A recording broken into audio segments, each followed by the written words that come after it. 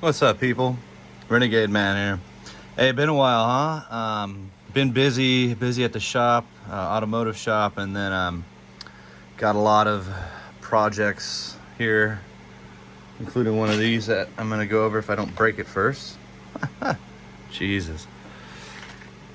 Okay, so Tsunami 2 decoder is gonna be replacing Paragon Crapola decoder.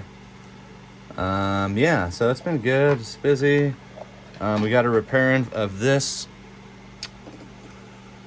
6702 BLI. It's the pre-war. I believe this was one in service. Yeah, East in service. And the rod fell apart, so we're gonna fix that. And I kind of have the shell off already. I got a little ahead of myself. I did want to make this video showing you, but we'll go ahead and show you. We have to make a few repairs of this too. You see the light is kind of slacking, which is common on these guys too, but we'll go through it in a minute. And this is the tender. It's a really nice unit, really nice, kind of small, but really beautiful unit, and you should add it to your collection. Anyways, so I'll show you the problem here. It's kind of disassembled already. Let's see, this one, let me get a pointer. This one, this pivot point fell off. We're gonna reconnect that, which in turn actually took this rod here and bent it. I've already kind of bent it with my hand, but I'm gonna get a better bend on it with some pliers to keep it straight. Because let's look at this side.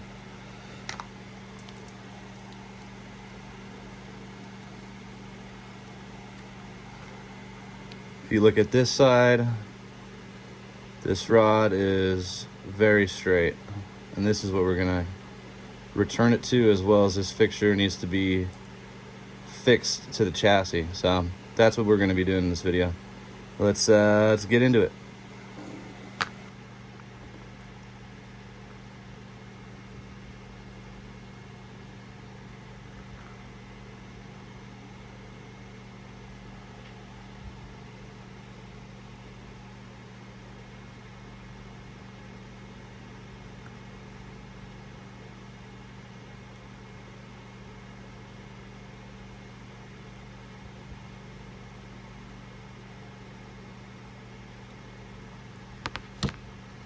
Little goes a long way, and it's bent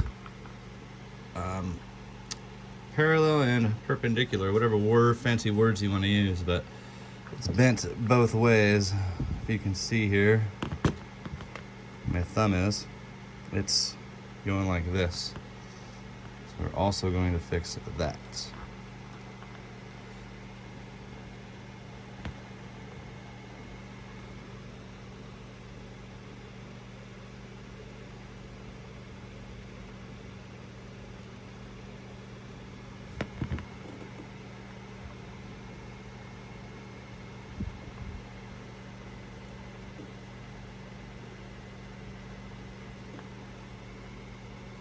It's a lot better. And with these, you just got to they're real fragile. It's easy to bend, but you just want to be real careful.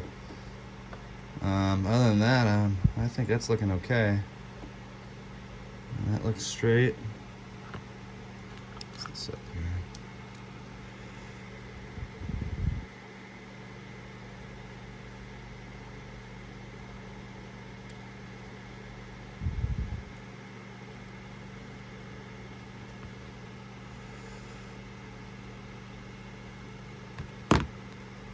Here, mister. This one.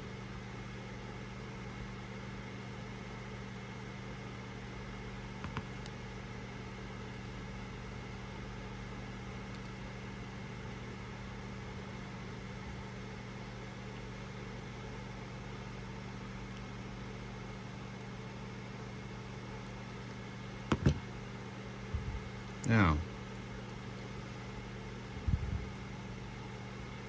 beautiful. I'm showing it the right way.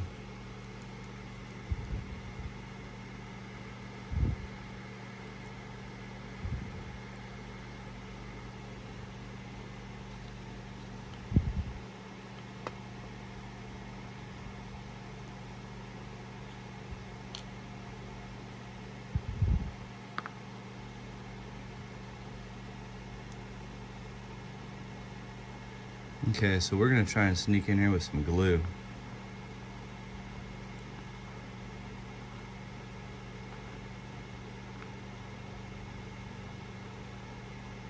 Right down here.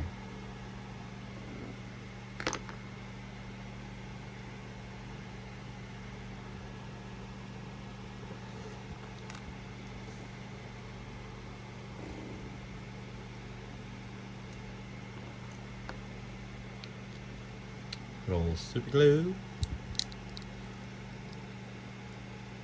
Crazy glue. Oh.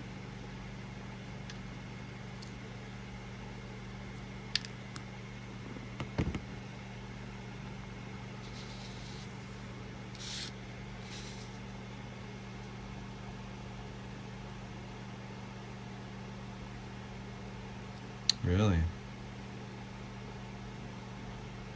May have to go all the way on this one, guys.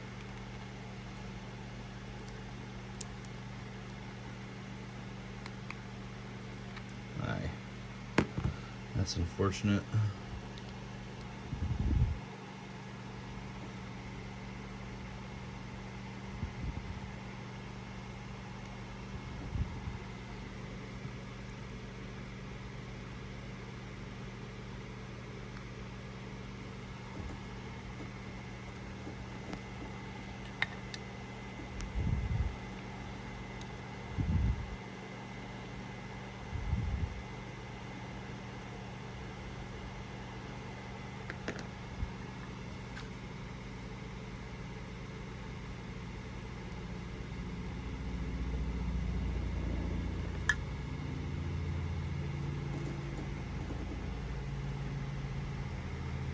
Okay, perfect. Got that lined up, and then also got this one lined up just above the guide, and we'll just wait and see until it dries. Kind of hang out. Beautiful. Okay, so we went ahead and we glued this piece back together right here. You know, I'm sure you can see it, but it's glued back together. It's solid, not moving nowhere. With this rod going into the shaft, and of course we straightened it out. That's all good. So now, as you can see, I have a couple leads here. So these are for the motor. This is just to bench test it before I put it all back together and have it not work and then go, oh crap, I need to start over again. So just to give you a heads up on these new Broadway units, if you didn't know and you know you're gonna attempt to do something like this, I'm gonna do my best here to kind of show you. But usually, especially with the steamers, the wiring harness coming out that's going to the tender, on the back side of it, right in this area, it's either going to be on, this one's on the tender, but like the what are they, the 844 and other bigger units, Challenger, they're going to be on the actual boiler, whatever engine part, they're going to be on the bottom of that. So anyways, let's see if we can get this close up here. So, oh man, it's almost focused, but so you see how it has some initials here? You can always contact Broadway, they'll kind of let you know. But let's get close. So this one, M plus, M minus, and then you got the common 3.3 volt going in the center. I've kind of messed with these already, so I already know the pin out for the motor plus and minus. Oh boy, I lost focus. Here we go. For the motor minus, M plus and M minus, these two, I already know that that's going to be the almost the last ones on each end. So I have it probed here and here, which are going to be for the motor. So basically we're just going to put it with, I think this is 3 volts, my tester here. So, and it's a lot easier because I can hold it down with my hand rather than going back and trying to get a connection on the actual motor, which is kind of difficult, but let's just let's go ahead and do this here. So we'll hold down this guy, and so let's see, this is a moment of truth here. Oh yep, it's trying to run away, but yeah, we're locked in now. That's good to go. Yeah, so that's it, and basically now it's just reassemble it, and we'll get to programming. See you soon.